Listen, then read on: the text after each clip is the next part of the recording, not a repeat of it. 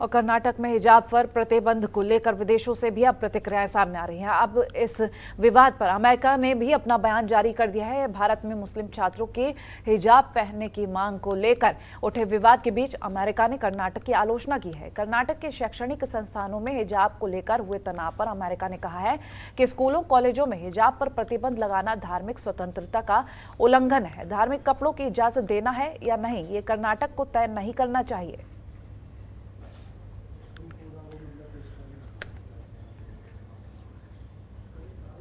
ममता लगातार हमारे साथ लाइव बनी हुई है। ममता, हिजाब विवाद लगातार बढ़ रहा है। अब अमेरिका ने भी इस बीच अपना बयान जारी कर दिया है। कहीं ना कहीं विवाद और भी तूल पकड़ेगा अब।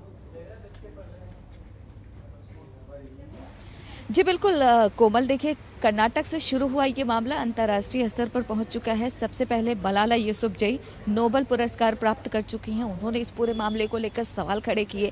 उसके बाद पाकिस्तान के तमाम मंत्रियों ने भी हिजाब को लेकर सवाल खड़ा किया हिंदुस्तान के ऊपर। अब अमेरिका की तरफ से बयान आया है, तो कहीं ना कहीं भारतीय जनता पार्टी जो लगातार ये आरोप लगा रही है कि तमाम देश के जो विपक्षी दल हैं वो अंतर्राष्ट्रीय स्तर पर हिंदुस्तान की छवि को खराब करने की कोशिश कर रहे हैं, तो कहीं ना कहीं ये पूरा मामला साफ तौर पर देखने को मिल रहा है। हालांकि असदुद्दीन ओवैसी ने यह साफ कर दिया था अपना स्टेटमेंट देकर कि ये हमारे देश के भीतर की बात है, ऐसे में दूसरे देशों को इसमें इंटरफेयर नहीं करना चाहिए। और देखा जाए तो ये कर्नाटक के कॉलेज प्रशासन ने फैसला सुनाया था, ना कि किसी राजनीतिक दल ने। लेकिन जिस तरीके से इस पूरे मामले को लेकर राजनीति हो रही है, तो कहीं ना कहीं सवाल जरूर खड़े होते हैं कि आखिरकार हिंदुस्तान के खिलाफ अंतर्राष्ट्रीय स्तर पर इस तरीके का जो मुहिम है, आखिरकार वो कौन लोग हैं जो चला रहे हैं। क्योंकि देखा जाए तो ये भारत की बात है, और भारत के अलावा एक कॉलेज प्रशासन ने ये नियम लगाया था कि ड्रेस कोड लागू होगा तभी, ताकि जो छात्र कॉलेज में पढ़ने आए सब एक समान हो, सबको समान शिक्षा मिलेगी और एक तरीके से ही सब लोग कॉलेज में दिखें। इस मकसद के साथ कॉलेज प्रशासन ने इस नियम को लगाया था। लेकिन जिस तरीके से विवाद हुआ है, कहीं ना कहीं सवाल जरूर खड़े होते हैं, क्योंकि सवाल न केवल हिंदुस्तान में बल्कि अब तो बाहरी देशों से भी पूछे जा रहे हैं जिनसे कोई मतलब ही नहीं है हिंदुस्तान का। बिल्कुल ममता, ऐसे में अगर हम देख रहे हैं हिजाब विवाद को लेकर, क्योंकि कहीं ना कहीं 70% अगर हम आंकड़ा देखें या लोगों की राय देखें तो उनका कहना कि एक कॉलेज का यूनिफॉर्म होना चाहिए ताकि जो समानता की बात आपने कही है वो दिखे, या फिर जो छात्र जा रहे हैं वो एक दूसरे को देखकर कॉम्प्लेक्स फील ना करें। और इसको लेकर लगातार अब जब विवाद बढ़ ही रहा है और कोर्ट की तरफ से भी कहा गया है कि अब सुप्रीम कोर्ट की तरफ से भी एक टिप्पणी कर दी गई और फिलहाल सोमवार का भी इंतजार करना होगा। लेकिन ऐसे में कई सारी और भी चीजें सामने आई है, राजनीति भी गर्मा रही है, कई राज्यों में चुनाव भी है। अब ये एक बड़ा मुद्दा भी बन गया है उसके लिए।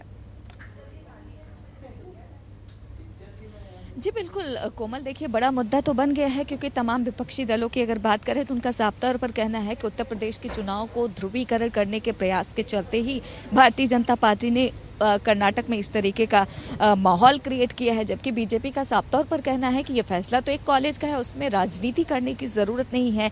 मामला कर्नाटक हाई कोर्ट पहुंचता है, जहां पर कर्नाटक हाई कोर्ट का एक आदेश आता है जिसमें कहा जाता है कि सोमवार तक मजहबी ड्रेस कोई ना पहने, धार्मिक पोशाकें कोई पहन के कॉलेज ना जाए और कॉलेज खोलने पर भी विचार किया जाएगा। हालांकि वहाँ के हालात सामान्य नहीं थे, इसलिए कर्नाटक प्रशासन ने यह फैसला किया है कि फिलहाल कुछ दिन कॉलेज स्कूल बंद रहेंगे ताकि थोड़ी सी शांति बनी रहे। वहीं दूसरी ओर अगर इस पूरे मामले को देखें तो कर्नाटक हाई कोर्ट के फैसले को, अंतरिम फैसले को एक तरीके से सर्वोच्च न्यायालय में कपिल सिब्बल के जरिए भी चुनौती दी गई है। कपिल सिब्बल ने कहा कि तत्काल सुनवाई होनी चाहिए। सुप्रीम कोर्ट ने कहा कि ऐसा कुछ नहीं है इस याचिका में जिसके चलते इस याचिका पर तत्काल सुनवाई की जरूरत है। साथ ही सुप्रीम कोर्ट ने बड़ी टिप्पणी की और कहा कि कॉलेज प्रशासन का फैसला है, ऐसे में धार्मिक रंग देने की कोशिश ना करें राजनीतिक दल। तो कहीं ना कहीं सुप्रीम कोर्ट भी इस पूरे मामले को लेकर संवेदनशील है और सुप्रीम कोर्ट ने कहा कि यह संवेदनशील मामला है, ऐसे में राजनीति करने से लोगों को बचना चाहिए।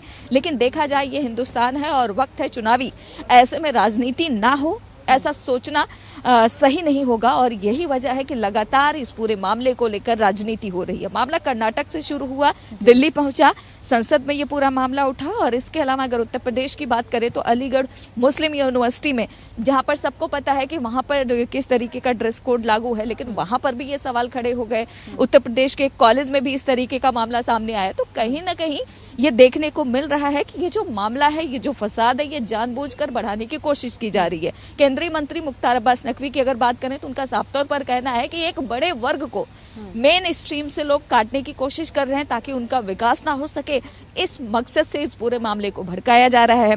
यही नहीं, उनका ये भी कहना है कि अंतर्राष्ट्रीय स्तर पर हिंदुस्तान की छवि खराब हो, ऐसा कोशिश विपक्षी दलों की तरफ से हो रहा है। तो कहीं ना कहीं राजनीति तो हो रही है और इसका असर 5 राज्यों में विधानसभा चुनाव है, वहां पर भी जरूर पड़ेगा। तो लेकिन देखना यही होगा कि आखिरकार इस मामले का खात्मा कहाँ होगा। चलिए, बहुत शुक्रिया तमाम जानकारी हम तक पहुंचाने के लिए ममता।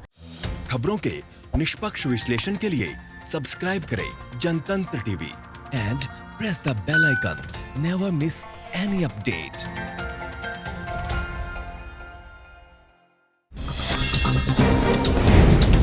डाउनलोड कीजिए जनतंत्र टीवी ऐप को, जो कि अवेलेबल है गूगल प्ले और ऐप स्टोर पर। अधिक जानकारी के लिए अभी डाउनलोड करें।